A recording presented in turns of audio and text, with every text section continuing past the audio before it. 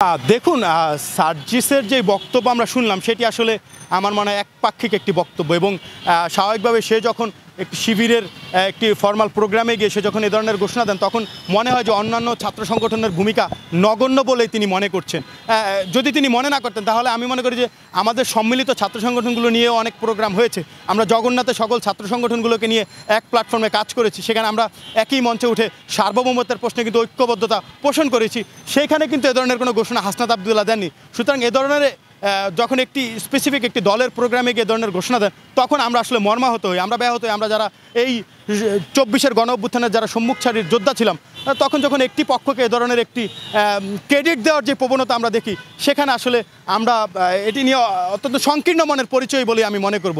এবং আমি মনে করি যে এইখানে আসলে বৈষম্য বিরোধী ছাত্র আন্দোলন কিংবা যারা নেতৃস্থানীয় পর্যায়ে রয়েছেন তাদের আরও উদার হওয়ার দরকার রয়েছে বলে আমি মনে করছি। এবং সকল ছাত্র সংগঠনগুলোর যেহেতু এখানে ভূমিকা ছিল, শিবিরেরও ভূমিকা ছিল, সেটি আমি অস্বীকার করছি না, কিন্তু আমি মনে করি অন্যান্য ছাত্র সংগঠনগুলোরও তো ভূমিকা রয়েছে। সুতরাং এককভাবে কোনো একটি পক্ষকে ক্রেডিট দিয়ে দেওয়া এটি অন্যান্য ছাত্র সংগঠনগুলোর সাথে এক ধরনের আসলে অন্যায় বলে আমি মনে করছি।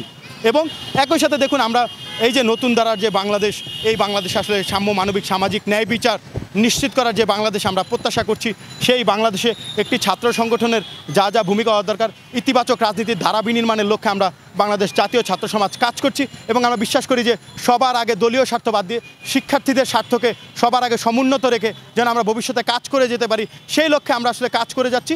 সেটা তো সময় বলে দিবে যে আমরা কিভাবে কি করছি। সবার আগে দলীয় স্বার্থ বাদ দিয়ে শিক্ষার্থীদের স্বার্থকে প্রধান হিসেবে দেখে এবং শিক্ষার্থীদের স্বার্থকে সবার আগে বিবেচনা করে সকলে ছাত্র রাজনীতির রূপরেখা নিশ্চিত করবেন বলে আমি মনে করছি, এবং তেমনটাই আমরা সকল ছাত্র সংগঠনগুলোর ক্ষেত্রে প্রত্যাশা করছি।